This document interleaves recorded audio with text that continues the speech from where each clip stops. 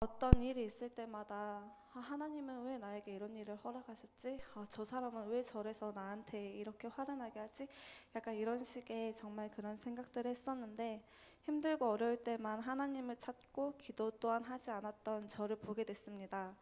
카이로스에 처음 가서 찬양을 하는 것과 기도하는 모든 것이 정말 낯설고 어색했는데, 참 찬양할 때마다 위로해 주시고, 내가 기도할 때 응답해 주시고, 상황마다 말씀으로 말씀해 주시는 하나님을 만나게 됐습니다.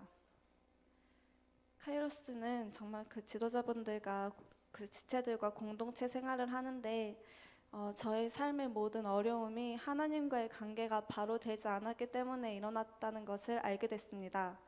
초반에 설거지 조금 하고 세팅 조금 했다고 제가 뒷바라지 하는 것 같다고 생각했었고, 조금만 마음이 어려우면 어려운 티를 팍팍 내던 저였는데, 지도자분들과 지체들 덕분에 정말 사랑이 무엇이고 섬김이란 무엇인지 함께 하기 위해선 정말 노력과 의지를 들여야 한다는 것을 알게 됐습니다. 또한 카이로스에선 나를 많이 사랑하시는 하나님을 만났습니다. 내가 이렇게나 많은 사람들과 정말 많은 분들께 사랑받고 있는 존재임을 알게 됐고, 내가 이렇게 사랑받아도 되는 존재인지 정말 많이 느끼게 됐습니다. 정말 가장 소중한 걸 얻었는데, 정말 주의 길을 함께 걷는 영적인 공동체가 있음이 얼마나 큰 축복인지 알게 됐습니다. 1년이라는 시간 동안 참 많이 느낀 건, 제가 카이로스에 오지 않았다면 저는 세상 사람들 사는 대로 살면서 세상을 쫓아 세상의 길을 걸어갔을 것입니다. 세상이 저를 중심으로 돌아가는 것이 아니라는 것을 알게 됐고, 말씀을 알면 알수록 내가 얼마나 죄인인지, 그리고 다른 사람을 얼마나 실족했는지도 깨닫게 됐습니다. 한 번뿐인 인생, 그 중에 한 번뿐인 청년의 때 이제 어떻게 무엇을 위해 살아야 하는지 말씀으로 알려주셨습니다. 하나님은 개인의 하나님이 아니라 열방을 향한 구속 계획을 가지신 하나님이라는 것을 알게 됐고, 정말 그 하나님께서 하실 그 위대한 일에 동참하고자 하는 마음이 많이 일어났습니다. 지금 이 시간은 하나님께서 허락해 주신 시간이고, 하나님의 나라를 위한 일을 하는 것이 가장 값지고 가치 있는 일임을 이제는 알기에 정말 나의 삶을 바쳐 헌신하기로 결단했습니다. 이 땅에 사는 동안 주님 다시 오실 길을 예비하며 살고자 합니다. 하나님의 나라를 위하여 헌신하며 나아가기로, 온전히 주님만을 섬기며 살아가기로 마지막까지 나의 삶을 드리며 나아갈 것입니다. 사도 바울이 아시아 전역에 복음을 전하는 그 일의 비전을 품은 것처럼, 저 또한 중동 전역에 복음을 전하는 일의 비전을 품고 정말 나를 위한 삶이 아닌 주를 위한 삶을 살기로 결단했습니다. 1년 동안 기도로 함께 해주심에 다시 한번 감사드리면서 간증을 마치겠습니다. 감사합니다.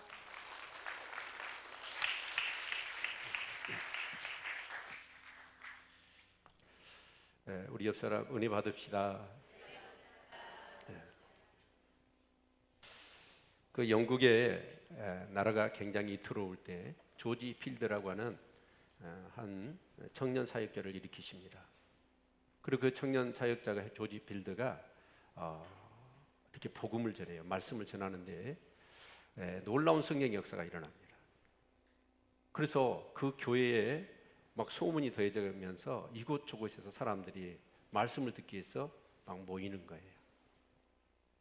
어느 정도로 모였냐면 강대상 이 부분까지 다 채워지고 조지 필드 목사님이 말씀을 전하러 이 본당에 들어오기가 어려울 정도로, 그리고 밖에는 막 지붕 위까지 사람이 올라가고 모든 그런 도시에서 사람들이 오는데 그 본당에 들어가지 못해가지고 수 없는 사람들이 돌아가는 일들도 있었다고 그래요. 그 말씀에 대한 그런 막 갈증, 갈망들이 생기면서 결국 영국은 큰 그런 부흥을 이루며, 그러면서 그 당시에 영국의 국가적인 그런 어려운 문제들을 이제 해결해내는 그런 역사가 일어났지요. 오늘 우리는 이 사도행전의 23장의 말씀을 통해서 사도 바울이 비시디아 안디옥에서 하나님 말씀을 증거했을 때, 그 복음의 말씀을 증거했을 때 그 회중들의 그런 반응들을 우리가 살펴볼 수가 있습니다. 이 사도 바울은 이 1차 전도여행을 하면서 아마 그 구브로 섬에서 나름대로 이렇게 복음을 전하다가 하나의 전략을 얻었던 것 같아요. 그게 하나는 뭐냐면 바로 유대인들을 중심으로 복음을 전해야 되겠다. 그래서 해당에 가서 복음을 전하거든요. 역시나 이 피시디 안독에 가서 이렇게 해당을 찾아갑니다. 근데 그 해당은 이제 물론 그 랍비들이 있어가지고 말씀을 전하지만 또 자유스럽게 말씀을 전할 수 있는 그런 기회들을 사람들에게 줬던 것 같아요. 그래서 바나바와 바울이 그 비디아 안디옥에 해당에 오니까 이제 나름대로 어떤 그런 순서가 끝나고 이 바울에게 말씀을 전할 수 있는 그런 기회를 주지요. 그래서 사도 바울은 이제 말씀을 증거합니다. 유대인들 중심이었고 또 이방인 중에서 하나님을 경외하는 사람들이 모여 있기에 사실은 이 하나님의 말씀을 증거하는 것이 전혀 하나님을 알지 못하는 사람에게 전하는 것보다는 훨씬 더 이렇게 좋았을 것입니다. 그래서 이렇게 말씀을 이제 전하는데 그 말씀의 핵심은 뭐였냐면 이스라엘의 그런 역사 가운데서 하나님이 계획하시고 약속하시고 이루신 일이 무엇인지 그것을 알아야 된다라는 얘기를 하지요. 그래서 하나님께서 이 성경에 약속하신 것이 뭐냐, 그리고 그 이루신 일이 무엇이냐 라는 것을 이것을 먼저 너희들이 알아야 된다라는 것이죠. 여러분, 성경에서 그래도 우리 교인들은 이 부분들에 대한 정확한 이해를 가지고 있을 줄로 믿습니다. 하나님께서 계획하시고 약속하신 것이 뭐죠? 구약에서 네? 다 알고 있는데 예수 그리스도시잖아요. 아멘? 예수 그리스도예요. 예수 그리스도를 약속해. 창세기 3장 15절에 여자의 후손을 얘기하십니다. 또 창세기 12장에 아브라함을 불러가지고 큰 민족 그리고 땅을 주신다고 했는데 그건 보조 언약이라고 그러고 주 언약이 뭐예요? 천하 만민이 너로 인하여 복을 받을 것인데 그 너가 누구예요? 바로 예수 그리스도입니다. 바로 하나님께서는 이 성경 전체에 이스라엘이라는 한 민족을 택하셔서 그 민족을 통해서 누구를 보내시냐면 예수 그리스도를 보내시겠다는 거예요. 그것이 하나님의 약속이었습니다. 그런데 그 약속대로 하나님께서는 예수 그리스도를 이 땅에 보내셨어요. 그래서 유대인들은 어쩌냐? 그 약속이 뭐였냐면 하나님이 보내시는 자, 그 메시아를 기다렸거든요. 근데 예수님이 오셨는데 그 예수님을 메시아로 그들은 알아보지 못했습니다. 그래서 십자가에 죽이시잖아요. 근데 사실 십자가의 죽음 또한 성경에서 다 예언되어 있었습니다. 근데 예수님은 이제 죽어서 썩음을 당하지 않고 하나님께서 부활시키셨지요. 그래서 하나님께서 이 성경에 이스라엘 민족들을 통해서 약속하셨고 이루신 일이 뭐냐면 예수 그리스도였는데 그 예수 그리스도의 십자가의 죽으심과 부활이에요. 이것이 어떻게 보면 이 성경의 가장 이 복음의 진수라고 할 수가 있을 것입니다. 그래서 이제 하박국 선지자 얘기를 통해서 하박국 선지자가 하나님 말씀을 전했습니다. 그러나 이스라엘 백성들이 받아들이지 않지요. 그래서 결국은 그 애완간에 소 한 마리가 없었고 그 소출이 하나도 없을 정도로 바벨론의 무서운 그런 심판을 그렇게 받게 될 것이다 라고 했음에도 불구하고 이스라엘 백성들은 그 하박국 선지자의 메시지를 멸시합니다. 그래서 하박국 선지자는 어때요? 너희들이 놀라고 망할 것이다 라고 하는 그 바벨론의 그런 심판을 그들이 받았듯이 결국 이 하나님께서 성경에 약속하신 예수 그리스도와 그 예수 그리스도를 통해서 이루신 십자가와 그 부활을, 그 복음을 너희들이 받아들이지 않으면 어떻게 될 거라는 거예요. 그들의 조상들처럼 심판을 당하게 될 것이다. 그래서 너희들이 진짜 원하는 것은 지금 너희들이 가장 시급한 게 뭐냐면 무엇을 하라 하지 마라 그것이 중요한 게 아니라 우리 같이 38절인가요? 같이 한번 볼까요? 같이 38절 같이 한번 읽겠습니다. 시작. 그러므로 형제들아 너희가 알 것은 이 사람을 힘입어 제사함을 너희에게 전하는 이것이며 그래서 너희들은 무엇을 지금 신앙생활 모세의 율법을 따라서 열심히 무엇을 하고 하지 말고 그것이 중요한 게 아니라 중요한 건 뭐냐? 너희들이 알아야 된다는 거예요. 하나님이 구약 성경에서 무엇을 약속하셨고 그리고 무엇을 이루셨는가, 그것을 너희들이 먼저 알아야 되고, 그래서 성경은 말씀합니다. 우리 39절 같이 읽지요. 시작. 모세의 율법으로 너희가 의롭다 하심을 얻지 못하던 모든 일에도 이 사람을 힘입어 믿는 자마다 의롭다 하심을 얻는 이것이니라. 이스라엘 백성들은 그랬어요. 지금까지 모세의 율법. 그래서 그 모세의 율법은 뭐죠? 자, 살인하지 말라, 도적질하지 말라, 간음하지 말라, 또 하나님을 어떻게 해요? 이 우상을 섬기지 말고 다른 신을 내게 있게 하지 마라 라고 하는 그런 말씀들이었어요. 근데 그 말씀대로 그들이 정말 열심히 하나님을 섬긴다고 그 말씀대로 살아보려고 몸부림을 쳤습니다. 그런데 그렇게 몸부림을 쳐서 살아보았지만 율법의 요구인 의를 이루지를 못합니다. 그 말씀대로 온전히 살아가지를 못해요. 열심히 살면 살수록 뭐가 부딪혀 오냐면 자신의 그런 제약된 것만이 드러날 뿐이었습니다. 그래서 하나님께서는 우리 예수 그리스도를 이 땅에 보내시고 십자가에 죽이시고 그리고 부활을 하셔서 그 제사함과 의를 이루어 주셨다는 것이죠. 그래서 우리는 뭘 해야 된다는 거죠? 그 예수 그리스도를 믿어야 된다는 거예요. 그래서 이 메시지를 전했더니 유대인들의 그런 반응이, 그 해당에 모여 있었던 많은 사람들이 뭔가 도저히 그 자리를 떠날 수 없고 발이 떨어지지 않는 느낌을 받은 거예요. 그래서 이 바나바와 바울이 이제 이 폐해한 후에 해당에서 나가려고 하니까 그 바울과 바나바를 붙들고 무슨 얘기를 하냐면 다음 안식일 날에도 이 말씀을 우리에게 전해주라 라는 거예요. 그들은 뭔가 지금까지 해당에 모여서 많은 랍비들의 설교도 들었고 말씀도 들었지만, 그리고 그 말씀을 따라 살려고 몸부림쳤지만 그들에게는 뭔가 옛일인지 답답함이 있었고 막연한 그런 염려와 두려움이 가시질 않았어요. 근데 사도 바울, 한 번도 만난 적이 없는 이 사도 바울의 설교를 듣고 났더니 뭔가 가슴에서 일렁거리면서 뭔가 새로운 어떤 기운을 느낀 것이죠. 그래서 도저히 발길이 떨어지지 않아서 뭐라고 얘기하냐면 다음 안식일 날에 와서 이 말씀을 다시 우리에게 들려주라. 말씀을 앵콜을 하고 있는 거예요. 여러분, 우리가 이렇게 진짜 감동 있는 그런 노래를 부르잖아요. 그럼 우리 뭐예요? 한 번 더 듣고 싶어서 앵콜 그러잖아요. 근데 이 지금 피시디 안디옥에 이 해당에 모였던 사람들, 그 사람들은 한 번도 이런 어떤 설교를 들어본 적이 없었어. 도저히 발길이 떨어지지 않고, 그래서 그 말씀을 다시 듣지 않으면 안 될 것 같던 그런 뭔가 말씀에 대한 갈증과 그런 갈망이 마음속에서 일어난 것이죠.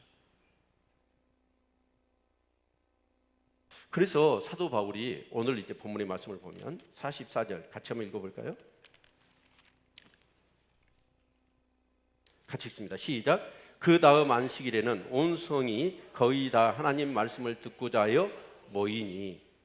여러분, 그 비시디아 안디옥의 그 모든 사람들이 그 바울의 설교를 또 다시 듣고 싶어서 모였다는 거예요. 좀 누가가 가장법을 쓴 것 같지요? 해당이 크면 얼마나 클까요? 근데 그 성에 그 모든 사람들, 그러니까 이 바울의 처음 설교를 들었던 사람들이 뭔가 이 말씀을 확실히 붙잡지 않으면 안 될 것 같고 다시 듣지 않으면 안 될 것 같아서 이 말씀을 요청하고 나서 그들은 집에 돌아가서 일주일 동안 뭐 했을까요? 그 말씀의 감동이 심령에서 그냥 사라지지를 않는 거예요. 그래서 뭔가 이 말씀을 다시 들어야 되고 나뿐만 아니라 내 주위에 있는 사람들도 이 말씀을 들어야 될 것 같은 그런 마음이 들어서 이 사람들은 계속 주위 사람들에게 우리 말씀 들으러 갑시다. 이 말씀을 놓치면 큰일 날 것 같아요. 웬일인지 이 말씀을 놓치면 두고두고 후회할 것 같아요. 그러면서 사람들을 모아서 회당에 모여든 거예요.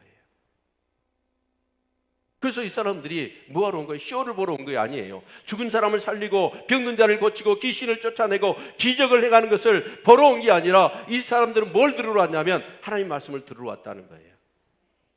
우리 교회에 이런 역사가 있기를 바랍니다.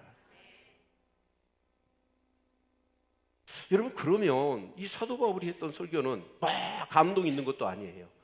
뭔가 재미있게 막 회중들을 웃기고 그런 얘기도 아니에요. 했다면 뭐냐면 이스라엘 역사 가운데 하나님이 약속하셨고 이루신 일들이 뭐냐면 그게 예수 그리스도인데, 그 예수님이 우리 죄를 위하여 죽으시고 우리의 영원한 생명을 위하여 부활하셨다는 거예요. 그리고 이 사실을 믿으면 그렇게 율법을 따라서 하라 하지 마라 집착하며 열심히 뭔가를 했지만 가시지 않았던 막연한 염려와 그런 두려움이 사라지면서 그 예수 그리스도를 믿어야 될 것 같은 뭔가 그런 감동과 뭔가 어떤 그런 성령의 그런 역사가, 영적인 느낌을 그들이 경험한 것이죠. 그래서 그들은 다른 게 아니라 말씀을 들으러 모인 거예요.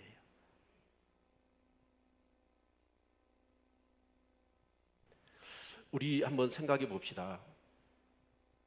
오늘 지상파에서, 그런 모든 매체에서 어떻게 보면 교회에 많은 얘기를 지금 하고 있습니다.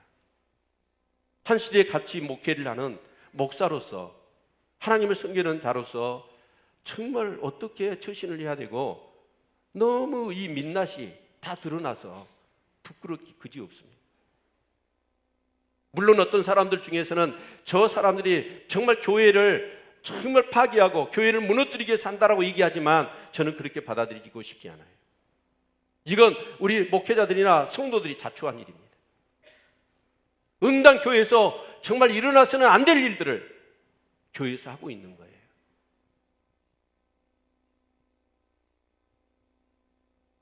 그런데 교회에서 일어나서는 안 될 일이 일어나는 것보다도 더 심각한 문제가, 교회에서 반드시 일어나야 될 일도 안 일어나고 있다는 것이 더 심각하다고 생각합니다. 그래서 이 하나님의 말씀에, 이 복음에 대해서 우리의 어떤 그런 태도와 관심이 뭐냐는 거예요. 가치 있다고 하면 가치 있는 것에 대한 진정성 있는 삶이 되어야 될 텐데, 웬일인지 오늘 크리스찬들의 상가 신앙생활에서는 이 복음, 그래서 교회를 모여드는 이유가 뭐냐면 뭔가 이 삶을 살고 내 중심으로 삶을 살다가 보니까 부족한 것이 많아요. 연약한 것이 많아요. 욕심난 것이 너무 많아요. 그래서 교회를 다니는 이유가 뭔가 2% 부족한 나의 뭔가를 채우기 위한 것이고, 내가 답답할 때 뭔가 위로를 받고 싶고, 뭔가 어떻게 할지를 모를 때 하나님의 도움을 받고, 부족할 때 공급을 받고 싶고, 내가 중심이 되어 주인 되어 살아가다가 필요한 뭔가를 체험받기 위해서 단지 신앙생활을 하고 있는 것은 아닌지.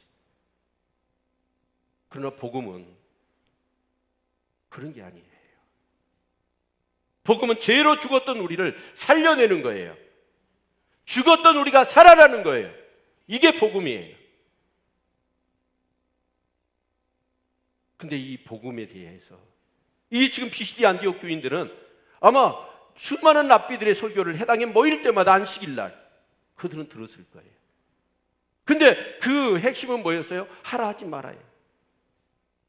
아무리 애써서 힘을 다해서 하라 하지 마라, 그래서 그 율법의 온전한 그런 요구인 의를 이루는 삶을 살아보려고 했는데 그게 안 되는 거예요. 그 하나님의 율법을 이룰 수 있는 능력이 내게 없는 거예요. 그래서 열심히 하면 할수록 그들은 뭐냐? 답답하기만 한 거예요. 근데 이 전혀 처음 봤던 이 순회 전도자인 이 사도 바울의 이 메시지를 들었더니 생전에 듣도 보도 못한 얘기, 복음 얘기를 하는 거예요. 우리가 죄인이고 우리 죄 문제를 해결하여 예수님이 이 땅에 오셔서 십자가에 죽으시고 우리에게 영원한 생명을 주시기 위해서 부활하셨다는 거예요.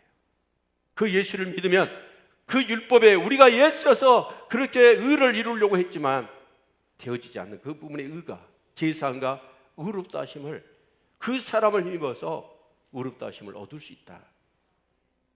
이 얘기를 들었을 때 이들은 뭔가 가슴에 너무나 놀라운 그런 충격이었고 소망이었고 감동이었습니다. 그래서 그들은 발을 뗄 수가 없었던 거예요. 이 말씀을 다시 듣고 싶었던 거예요. 다시 확인하고 싶었던 거예요. 사랑하는 성도 여러분, 정말 우리 한번 생각해 봅시다. 복음이 내 안에 있어요. 죽었던 내가 살아났고 죄인으로 멸망받아야 될 내가 죄사함을 받고 의롭다 하고 구원받은 하나님의 자녀가 되었어요. 하나님이 나의 아버지시고 그 하나님이신 성령님이 내 안에 계시고 그 복음의 실체가 내 안에 들어와 있어요. 그렇다면 우리의 삶을 통해서 뭐가 나타나야 되죠? 복음을 받아들인 자로, 그 생명을 받은 자로 생명 있는 일들이 내 삶 가운데 일어나야 된단 말이에요. 비시디 안디옥 교회 그 교인들은 바울 사도의 첫 메시지를 듣고 그들은 뭔가 발길이 떨어지지 아니하고 이 말씀을 다시 듣지 않으면 안 될 것 같던 그런 충격과 감동에 그들이 사로잡혔단 말이에요. 그래서 사람들에게 다 얘기해가지고 너희들 와서 이 말씀 들어야 돼. 이 말씀을 들어야 돼. 이 말씀을 붙들지 않으면 너는 듣지 않으면 소망이 없어. 이런 마음이 들어서 주위 사람들을 다 끌어다가 다음 안식일 날 해당에 모인 거예요. 영적으로요, 가장 건강한 사람들의 특징이 뭐냐면 말씀에 대한 태도입니다. 갈급함, 말씀에 대한 그 갈급함이 없는 사람들은 태도가 달라요. 예배에 참석해도 진짜 집중하지를 못해요. 육신에 잠깐 오는 그 잠을 이겨내지 못하고 딴 생각하고.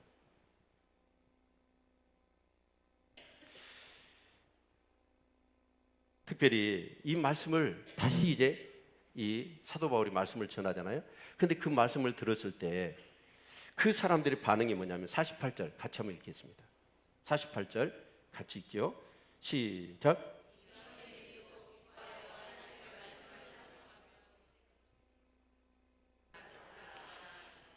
이방인들이 그 사도 바울의 두 번째 설교를 듣자 엄청 기뻐합니다. 그러면서 하나님 말씀을 찬송을 했어요.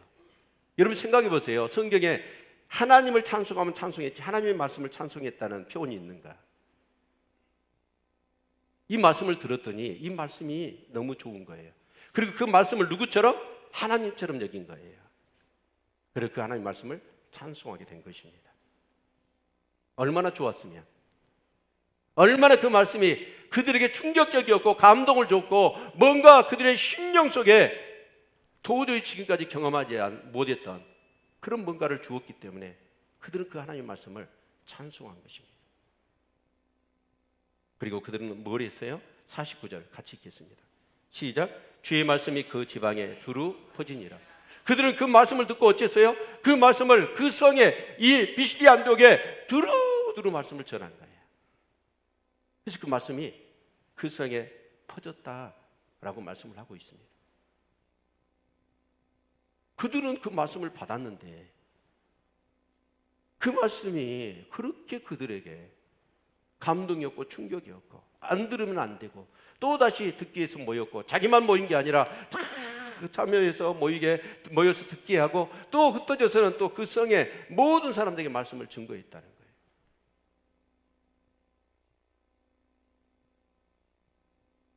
여러분 복음은요, 정말 복음은 하나님의 말씀은 우리에게 그런 역사를 일으킵니다. 나의 실체를 보게 하고 내가 얼마나 죄인이었고 그 죄악된 우리를 위하여 하나님이 어떤 일들을 행하셨고 그것이 진짜 사랑으로 은혜로 다가와서 너무나 감사해서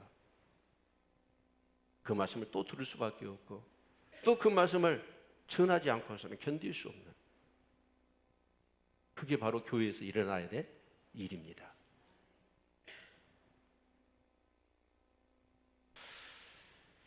뭔가 우리 은영이도 그런 고백을 했어요. 전에는 내 중심으로 내가 살았어요. 내가 주인 되어 삶을 살다 보니까 부족한 것이 많아요. 그래서 우리는 하나님을 믿어요. 그래서 2% 부족한 그것들을 채움받기 위하여 우리가 신앙생활을 하고 있는지도 몰라요. 그러나 우리는 생각이 바뀌어야 됩니다. 내가 중심이 되지 않고 하나님의 중심이 될 수 있는 삶을 사시기를 축원합니다. 아멘. 그런데 그런 긍정적인 반응만 있는 게 아니에요. 45절의 말씀을 보면 같이 읽겠습니다. 시작. 유대인들이 그 무리를 보고 시기가 가득하여 바울의 말한 것을 변박하고 비방하거늘. 여기 유대인들이 바울 사도의 처음 설교를 들을 때는 그러지 않았거든요. 그냥 모였던 사람들이 있을 때 바울 사도가 와서 메시지를 전하니까 뭔가 감동은 받았어. 그러면서 뭔가 안 들으면 안 될 것 같고, 그래서 다시 다음 안식일 날 말씀을 전해주라고 요청했어요. 근데 거기에 누구도 참여했냐면 유대인들도 참여했어요. 우리 성경을 확인해 볼까요? 자, 43절 같이 한번 읽겠습니다. 43절 시작. 회의한 후에 유대인과 유대교에 입교한 경건한 사람들이 많이 바울과 바나바를 쫓으니 두 사도가 더불어 말하고 항상 하나님의 은혜 가운데 있으라 고나니라. 여러분, 유대인들은 처음에 어째요? 똑같이 다른 사람들, 이방인들과 같이 같은 반응을 보였어요. 그런데 그들이 갑자기 시기가 났던 이유가 뭐죠? 45절을 다시 한번 확인해 보죠. 유대인들이 뭘 보고요? 그 무리를 보고 시기가 가득하여. 다음 안식일 날 봤더니 어마어마한 사람들이 모인 거예요. 그리고 그 바울 사도가 메시지를 전할 때 그들이 반응은 뭐예요? 하나님의 말씀을 막 찬양하는 거예요. 자기들이 지금까지 그 해당에서 정말 말씀을 전할 때는 어째요? 사람이 그렇게 많이 모이지도 않았어요. 그렇게 많은 그런 반응을 보이지는 않았다고요. 근데 듣도 보도 못한 바울 사도가 와서 이 메시지를 전하니까 사람들이 완전히 막 뜨겁게 반응을 하는 거예요. 이걸 보고 그들은 뭐예요? 시기와 질투가 난 것이죠. 결국 이 유대인들은 복음을 경험하지 못한 겁니다. 복음을 경험하지 못했기 때문에 진짜 이 복음의 핵심이 뭐예요? 예수 그리스도잖아요. 그래서 어떤 누가 드러나야 돼요? 예수 그리스도가 드러나야 되고 하나님의 영광이 드러나야 돼요. 복음을 경험한 사람들은 그게 가치관이고 삶의 목표인 것이잖아요. 근데 이 복음을 십자가의 자기의 죽음, 내가 얼마나 죄인이고 이 죄인된 내가 철저히 십자가에서 죽어야 된다는 것, 이것을 경험하지 못한 사람들은 뭔가를 하나님 일을 한다고 사역은 하지만 그 중심은 뭐냐? 하나님이 아니고 자기예요, 자기. 그래서 다른 사람이 나보다도 일을 더 잘하고 뭔가 사람들한테 칭송을 받고 영향력이 더 많아지니까 진짜 하나님 일에 대한 그런 본질적인 어떤 것은 상관이 없고 없어져 버리고 시기심이 나는 것이죠. 여러분, 교회 안에서도요, 목회자 시기도 마찬가지예요. 누가 열심히 사역을 하면서 막 칭송을 받고 사역들이 막 영향력 있게 되어지는 거예요. 그럴 때 만약에 그 분을 보면서 진짜 고맙다, 정말 감사하다, 저런 분이 있어서, 이런 마음이 든 사람은, 그 사람은 누구예요? 복음을 경험하고 하나님을 아는 사람이에요.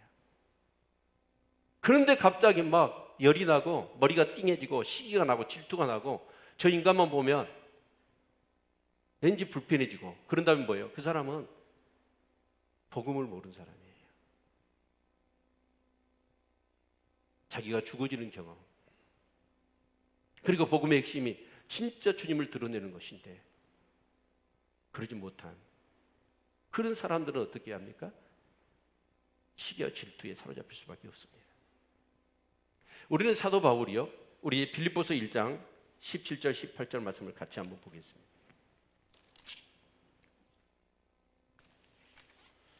네, 빌립보서 1장 17절 18절 우리 같이 한번 읽지요. 시작. 저들은 나의 매임에 괴로움을 더하게 할 줄로 생각하여 순전치 못하게 다툼으로 그리스도를 전파하느니라. 그러면 무엇이뇨? 예모라 하나 참으로 하나 무슨 방도라든지 전파되는 것은 그리스도니 이로써 내가 기뻐하고 또한 기뻐하리라. 사도 바울이 이 빌립보에서 사역을 할 때 어쩌냐면 같이 이제 구원받고 하나님 은혜를 체험한 사람들이 동역자로 세워져서 같이 막 복음을 전하고 동역하기를 원했어요. 근데 그 사람들이 볼 때는 사도 바울의 그런 영성이나 그런 모든 것들을 도저히 자기 신에 따라갈 수는 없어요. 그래서 같이 이렇게 사역을 하면 사도 바울만 드러나지 자기들은 묻히는 거예요. 그러니까 시기가 질투가 나가지고 뭐예요? 뒷짐지고 전혀 반응을 안 보인 겁니다. 근데 사도 바울이 감옥에 갇히게 되죠. 갇히게 되니까 이 사람들이 갑자기 정신이 버떡 들었어. 그래서 막 열심히 복음을 전하는 거예요. 하나님 일을 열심히 하는 거예요. 이유는 뭐예요? 그리스도를 전파하는 게 목적이 아니고 사도 바울 너 한번 고통당해봐라. 사도 바울에게 괴로움을 더하려고 그들은 막 열심히 하나님 일을 한 거예요. 이 얘기를 들은 사도 바울은 뭐예요? 예모로 하나 참으로 하나 그리스도가 전파되는 것이니까 나는 어때요? 이것을 기뻐하고 기뻐한다. 저희들의 본 의도는 나를 괴롭게 하려고 하나님 일을 하지만 그것을 통해서도 참으로 하나 거짓으로 하나 전파되는 것이 그리스도니까 나는 그걸 기뻐한다는 거예요. 이것이 복음을 경험한 사람들의 태도인 줄로 믿습니다. 아멘. 나는 죽어야, 나는 망해야 돼요. 주님은 흥해야 되고. 그래야 그 복음을 통하여 수많은 영혼들이 여러분 구원받고 하나님 나라가 이루어지는 것이죠. 나를 드러내봤자 뭐 하겠어요? 무슨 가치가 있고 무슨 의미가 있겠어요? 복음을 경험한 사람은 자기가 죽어지는 거예요. 아멘. 그래서 그들은 시기가 가득하여 바울이 말한 것을 변박하고 비방을 하는 거예요. 그런데 그 무리를 보고 시기한 것도 있지만 제가 볼 때는 뒤에 비방하고 변박을 했다라고 하는 말의 의미를 놓고 보면 이 합주 설교 제목이 뭐였죠? 네?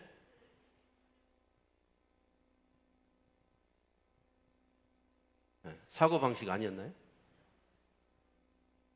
네. 자, 근데 유대인들은 자기 중심으로 생각하는 거예요. 모든 것을.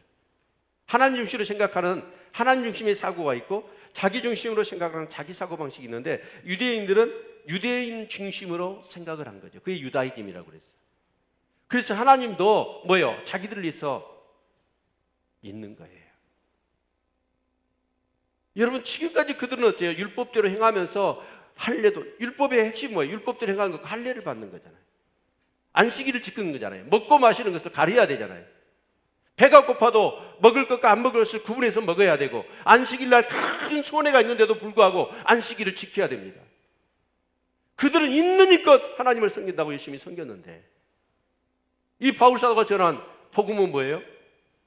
그게 아니라 뭘 하고 안 하고가 중요한 게 아니라 이 하나님이 약속하시고 하나님이 이루신 일을 알고 믿는 것이 중요하다는 거예요. 그러면 의롭게 되고 구원을 받는다는 거예요. 유대인들의 사고방식으로는 도저히 사도 바울의 이 복음을 받아들일 수가 없었어요. 여러분, 우리가 복음을 받아들이기 위해서는 나를 깨트려야 됩니다. 내 중심의 삶, 내 중심의 사고방식을 가지고서는 절대로 복음이 될 수가 없어요.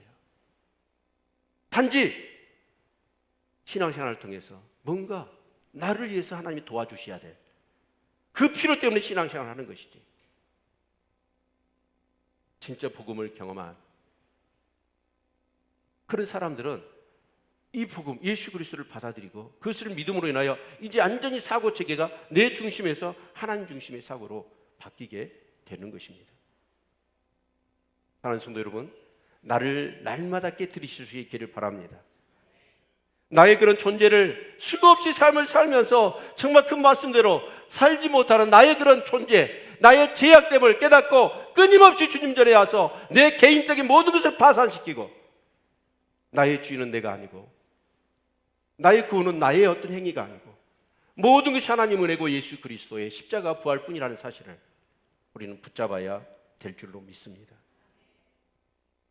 더 이상 세상에 대한 그런 욕망, 돈에 대한, 출세에 대한, 뭔가 어떤 그런 권세에 대한 인정받으려고 하는 그 관계에서 뭔가의 어떤 그런 그 갈증이 이제는 그 복음, 예수 그리스도를 통하여 정말 전에는 그런 갈증으로, 그런 갈망 욕심으로 살았는데 이제는 복음을 경험하고 났더니 그런 것은 전부 다 해소가 되는 거예요.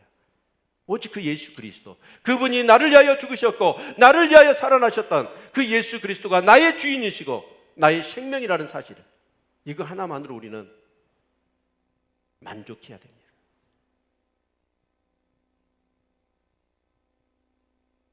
제가 볼 때는 비시디 안디옥 교인들은요, 이 복음을 듣고 정말 그들은 그걸 경험했던 것 같아요. 내 삶의 중심이 내가 아니구나. 우리 주님이시구나. 내가 이 제약된 삶 속에서 정말 죄심을 받고 내가 의롭다함을 받고 구원받는 일은 내 행위가 아니고 하나님의 은혜이고 그 은혜로 약속하신 예수 그리스도 그분을 믿는 것이라는 사실을 그들은 받아들인 것이죠. 아멘. 이 사도 바울은요, 이 유대인들의 그런 반응을 보고 이렇게 말씀을 전합니다. 46절, 바울과 바나바가 담대히 말하여 가로되 하나님의 말씀을 마땅히 너희에게 전할 것이로되 너희가 버리고 영생 얻음에 합당치 않는 자로 자처하기로 우리가 이방인에게로 향하노라. 이사야 49장 6절의 말씀을 인용합니다. 여기서 너는 누구예요? 너는 바로 예수 그리스도입니다. 지금까지는 복음이, 하나님의 말씀이, 구원이 유대인에게 머물러 있었다고 한다면 예수 그리스도를 통하여 어째요? 이제 이 복음의 빛이 이방인에게로 확 퍼져나갈 것을 말씀하고 있는 거예요. 그래서 사도 바울은 어느 도시든지 가든지 유대인을 먼저 대상으로 해서 복음을 전하려고 한 거예요. 근데 유대인들은 어째요? 사고방식이 깨지질 않아. 철저히 그 사고방식에 이 고정관념이 박혀 있어가지고 예수 그리스도를 믿어야 구원받고 제사함을 받는다고, 의롭다함을 받는다고 이 얘기를 하지만 그들은 아니라는 거예요. 할례를 받아야 된다는 거예요. 율법대로 살아야 된다는 거예요. 그래서 복음을 받아들이지 못하는 거예요. 여러분, 내가 깨져야 됩니다. 내 자아가 팍팍 깨져버려야 돼요. 저는 처음에 이렇게 이 성인이 돼서 이제 대학 다니면서 이렇게 이 어떤 청년 처음 시절에는 그렇게 신앙생활 안 했던 것 같아요. 군대 갔다 오고 나서 이제 신앙생활을 본격적으로 시작했는데 갔더니 막 집사님들이 무슨 얘기를 하냐면 깨져야 돼, 저거 깨져야 돼 그러더라고. 그래서 저는 인본주의자였거든요. 그 당시에 주님을 인격적으로 체험 못했어. 아니 사람들한테 인격적인 존재한테 깨진단 말이 뭔 말이야. 너무하네. 그래서 그 말을 하는 것이 정말 듣기 싫었어요. 근데 내가 깨지고 났더니 바싹바싹 깨져야 되더만. 지근지근 깨져야 되겠더라. 이 자아가 얼마나 이 복음에 대해서 장애물인지 몰라요. 시간 순간순간 내가 다시 살아나요. 유대인들의 이 사고방식이 깨지지 않으니까 복음을 받아들일 수가 없는 거예요. 여러분, 우리는 죄인이에요. 죄를 지어서 죄인이 아니라 죄인이기 때문에 죄를 짓는 겁니다. 하나님 말씀이 주어졌지만 그 말씀대로 살아갈 능력이 우리에게 없어요. 그래서 그 말씀을 통해서 우리는 우리의 죄인됨을 깨닫게 하고, 그래서 몽학성승이 돼서 율법은 우리를 예수 그리스도로 인도하는 거예요. 이것이 성경의 핵심이거든요. 근데 유대인들은 뭐죠? 자기 사고방식이 사로잡혀가지고 자기 어떤 그런 행위로 구원을 받고 의롭다 할 수 있다고 생각을 했던 거예요. 특히 사도 바울은 유대인들을 대상으로 먼저 복음을 전했지만 그 유대인들은 너희가 이 하나님의 말씀을 버리고 영생 얻음에 합당치 않는 자로 자처했다. 그러니까 자식이 스스로가 그냥 그렇게 여긴 거예요. 이 복음에 대해서는 우린 받아들일 수 없어.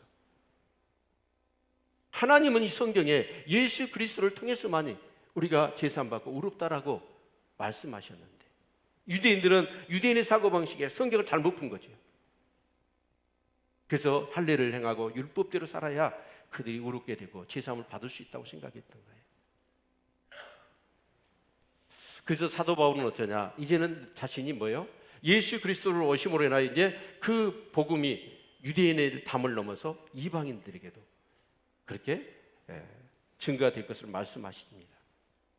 그때 48절에 보니까 이방인들이 듣고 기뻐하여 하나님의 말씀을 찬송하며 영생을 주시기로 작정된 자는 다 믿었다는 거예요. 이방인들은 지금까지 유대인들 가운데 어째요? 유대인들만이 하나님이었고 그거는 유대인들만에게만 있었어. 그래서 이방인들은 개 취급했잖아요. 근데 사도 바울이 성경의 전체 역사를 다 풀어주면서 하나님의 그 약속과 행하신 일들을 통하여 결국 오라는 것이 뭐냐면 유대인 하나의 통로였을 뿐이고 하나님의 그 구원의 포커스는 어디였냐면 모든 인류였다는 거예요. 이방인들도. 이 얘기를 들으니까 이방인들이 얼마나 기뻤겠어요. 아멘. 지금 우리는 모르지만 그 당시 유대교적인 관점에서 본다면 이 사고방식을 깨뜨리는 것은 너무나 어려운 일이에요. 그래서 이제 뒤에 사도 바울이 복음을 전하고 나서 교회를 개척해 놓은 그 교회에서 다시 유대주의자들이 일어나가지고 계속해서 이 복음을 방해하잖아요. 끊임없는 싸움이 일어나요. 근데 이 싸움은 뭐냐? 여러분 지금도 우리는 예수를 믿었지만 이 싸움은 내 안에서 계속된다고 봅니다. 나와 하나님과. 내가 주인이냐 하나님이 주인이냐. 내가 모든 것을 할 수 있다고 생각하는 거예요. 절대로 우리는 그럴 수 없습니다. 하나님께서 우리를 위하여 행하신 그 모든 예수 그리스도를 통하여 행하신 십자가 부활을 믿는 것밖에 없습니다. 아멘. 여기서 영생을 주시기로 작정된 자는 다 믿더라 라고 하는 이 말씀도 우리가 풀어볼 필요가 있다고 봅니다. 여러분 그 사람들이 죽었는데 제일 오물로 죽었던 사람이 어떻게 말씀을 들을 때 그 말씀에 반응할 수 있나요? 이건 못해요. 누가 역사하셔야 돼요? 성령이 역사하셔야 돼요. 성령이 역사하시니까 그 죽었던 10년 가운데 사도 바울이 메시지를 딱 복음을 전하니까 뭔가 이 말씀을 붙잡지 않고서는 도저히 견딜 수 없는 성령이 역사하신 것이죠. 우리 사랑하는 성도님들 기도 많이 하시기를 바랍니다.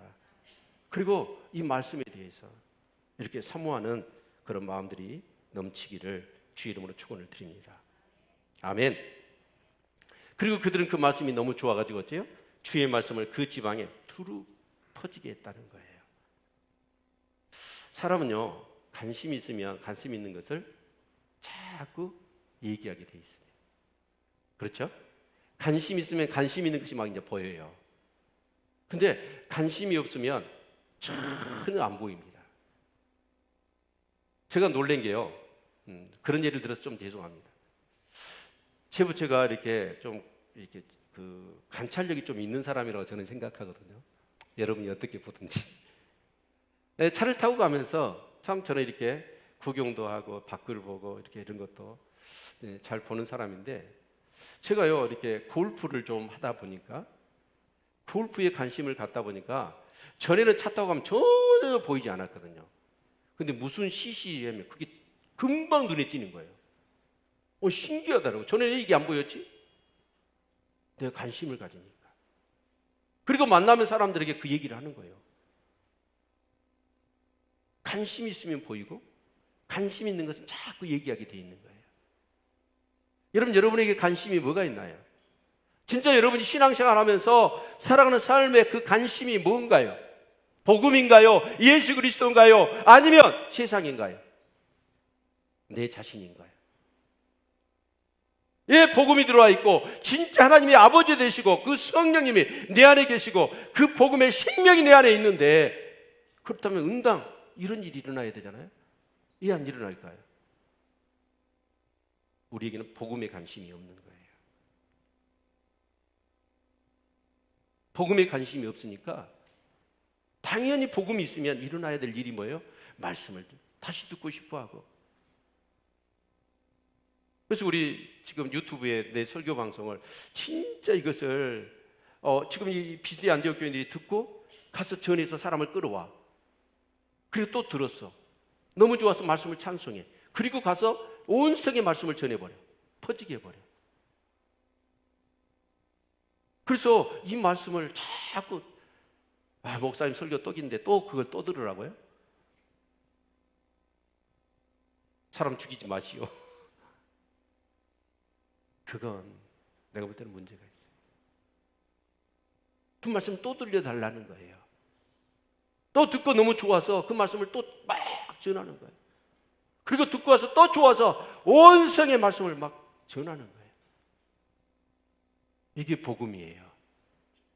아멘. 이것이 하나님 사람들의 삶의 모습인 거예요. 그런데 우리는 뭐냐? 복음에 관심 있는 게 아니라 세상에 관심, 돈에 대한 관심, 정말 내가 필요한 것에 대한 그런 관심이 지리할 뿐이지 복음은 별로 관심이 없어요.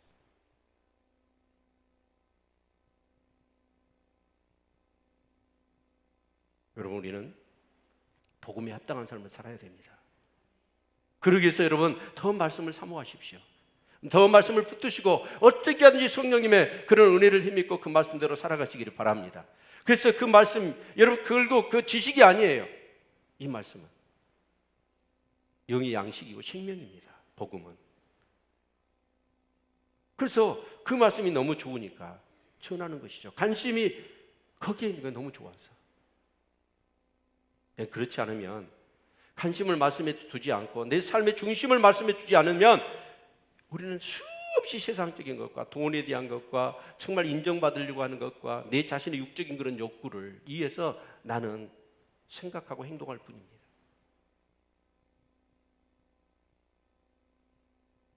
이 세상의 역사는 예수 그리스도, 복음이 이 땅에 오심으로 인하여 BC와 AD로 갈라졌습니다.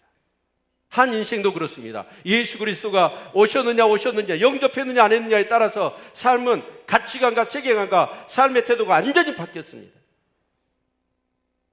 분수령이 된 거죠.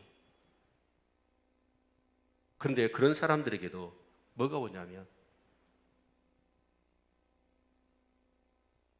세상의 관심이 너무 큰 거예요. 세상의 유혹이 너무 큰 거예요. 오늘 이 시대는 그렇습니다. 이 문명이라는 것, 돈이라는 것과 이 과학 발전에 대한 그런 모든 것들이 오직 나에게만 관심을 갖고 나를 위한 것이 되어지도록 계속 우리를 충동질하고 유혹하고 있습니다. 사랑하는 성도 여러분, 우리의 주인은 예수 그리스도입니다. 우리의 최고의 관심은 예수 그리스도여야 됩니다. 복음이어야 됩니다. 그리고 그 복음에 합당한 자, 구원받은 자로서의 합당한 삶을 여러분 성령이 인도하신 가운데 살아가시기를 바랍니다. 그러면 여러분 돈에 대한, 세상에 대한, 내 어떤 그런 개인의 육신의 그런 욕망에 대한 그런 어떤 갈증이나 목마름은 싹 사라질 것입니다.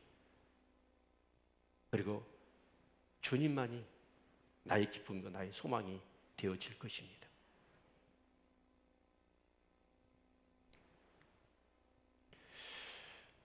좀 더 계속해서 말씀을 보지요. 50절의 말씀을 보면 이에 유대인들이 경건한 기부인들과 그 성내 유력자들을 선동하여 바울과 바나바를 핍박해 하여 그 지경에서 쫓아냈다고 얘기합니다. 그러니까 유대인들이 어쩌냐, 도저히 이제 이 바나바와 바울 사도를 그대로 둬가지고는 안 될 것 같아요.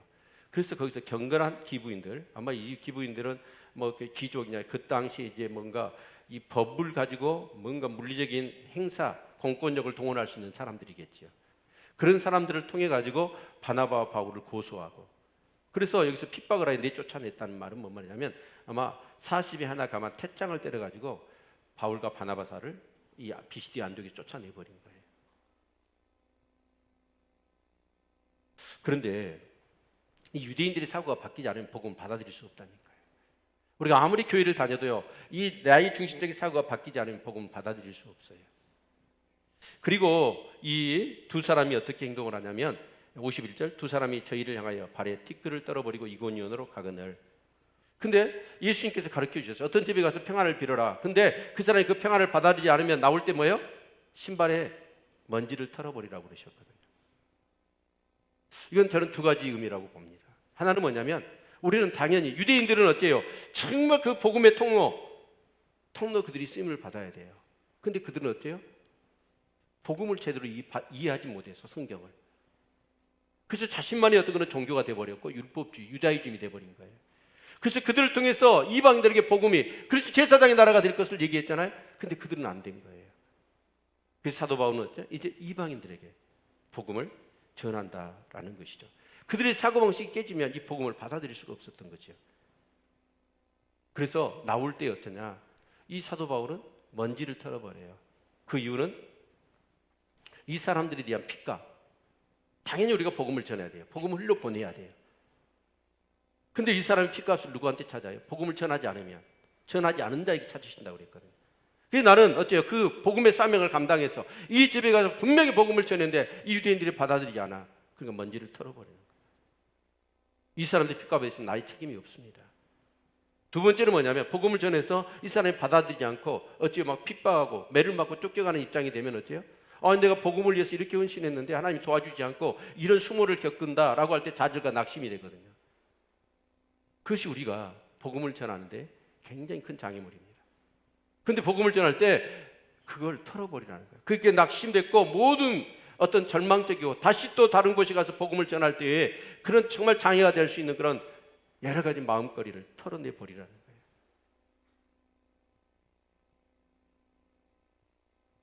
여러분, 복음을 전할 때 전하는 것은 우리의 책임이고 그 사람이 복음을 받아들이냐 안 받느냐는 하나님 책임입니다. 아멘. 그리고 나서 마지막 말씀을 보면 같이 우리 큰 목소리로 같이 읽겠습니다. 시작. 제자들은 기쁨과 성령에 충만하니라. 여러분, 복음서하고는 다르게 사도행전에 보면 제자라는 표현이 누구에게 해당되냐면 예수를 믿고 구원받은 사람은 전부 다 제자예요. 사도행전에는. 그래서 이 제자들은 누구냐? 바나바와 바울이 떠나왔어요. 그래서 이고니온에 어디죠 여기가? 비시디 안디옥. 비시디아 안독에 사도 바울의 메시지를 듣고 예수님을 영접하고 구원받는 사람이 제자인 거예요. 근데 그들이 어때요? 기쁨과 성령이 충만했대요. 지금 상황이 어떤 상황이죠? 복음을 전했던 바울과 바나바는 태장에 맞아가지고 쫓아내버렸고 그 사람들은 공권력을 잡고 어째요? 예수 믿는 사람을 계속해서 핍박했을 겁니다. 이제 말씀을 듣고 거듭난 사람들이에요. 근데 그들의 반응은 뭐예요? 그런 엄청난 그런 핍박이 계속해서 되어졌을 텐데 그들은 말씀이 있었기 때문에 마음의 그 기쁨이 사라지지 않는 거예요. 성령이 충만한 거예요. 여러분, 기쁘십니까? 내 삶은 힘들고 어렵다 할지라도 예수님만 생각하고 하나님의 은혜와 사랑만 생각하면 정말 기쁨이 우리 안에 철철 넘칠 수 있기를 축원합니다. 그리고 성령이 충만해요. 얼마나 그 말씀을 통해서 그들이 받은 은혜, 이 복음의 이 본질을 그들이 경험하고 나니까 전에는 자신의 어떤 일상의 삶이 최우선이었는데 자신들의 중심이 바뀌어버린 거예요. 이런 이 예수 그리스도를 정말 우리가 내 가슴에 성령으로 모시고 살고 있습니다. 자, 정리하겠습니다. 자, 이 놀라운 복음이 내 안에 있어요. 하나님이 영이신 그리스도 영이신 성령님이 내 안에 계셔요. 내 안에 계시다면 당연히 뭐가 일어나야 될까요? 일어나야 될 일이 일어나야 됩니다. 비시디 안도익교처럼 말씀을 들었는데 또 듣고 싶고 또 말씀을 듣기 위해서 모이고 자기만 모인 게 아니라 주위 사람들에게 정말 말씀을 드려야 된다라고 막 불러다 또 말씀을 듣고 그 말씀을 들으니까 너무 좋아서 말씀을 찬양해요. 그리고 그 말씀을 온 성에 전파합니다. 이게 복음이라고요. 만약에 내가 이 일이 내 안에 안 일어난다면 이 말씀을 듣는데 또 말씀을 듣고 싶은 마음이 생기지 않거나 말씀을 들으려고 모이는 것이 부담스럽고 교회에 오는 것이 정말 힘들다고 한다면 또 복음을 전하는데 말씀을 전하는데 그것이 부끄럽게 여겨지고 두렵기만 한다면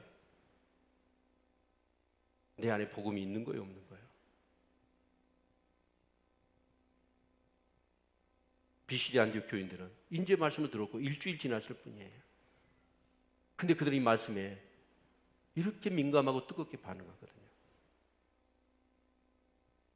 저는 그 이유가 우리의 관심이 예수 그리스도에게서 나로 옮겨가 버린 거예요. 세상에 대한 관심이 큰 것이에요. 우리 회개해야 됩니다. 여러분이 제사함 받고 구원 받을 수 있는 방법은 뭐밖에 없어요? 예수 그리스도밖에 없어요. 진짜 진정한 하나님의 그런 구원받은 자로서의 살아갈 수 있는 방법은 예수 그리스도입니다. 근데 그 예수 그리스도가 누구예요? 말씀이 육신이 되어 우리 가운데 거하셨다고 그랬어요. 하나님의 말씀이에요. 말씀을 사모할 수 있기를 바랍니다. 제가 볼 때는 일주일에 주일날 한 번 예배 드려가지고는 우리의 그런 가치관이나 우리의 관심이 세상과 나로부터 떨어져 나갈 수가 없습니다. 그래서 우리 교회에서 운동하는 게 매일 성경 운동입니다. 매일매일. 이건 지식이 아니에요. 영의 양식이에요. 생명을 공급받는 거예요. 이 비시디 안디옥 교인들은 말씀을 통해서 그걸 경험한 거예요. 생명을 얻는 거예요. 또 그 생명이 살아가고 정말 구원받는 자로서 복음에 합당한 자로 삶을 살 수 있는 능력이 어디에서 왔냐면 그 말씀에서 온 거예요. 정말 우리 교회 안에 만나면 말씀을 가지고 나누시고, 세상 사람 만나면 내가 은혜 받은 말씀을 간증하고 전하는, 그래서 이 모든 지역이 우리 교인들을 통해서 진짜 하나님의 말씀이 두루 퍼지는 그런 역사 있기를 축원합니다. 기도할까요?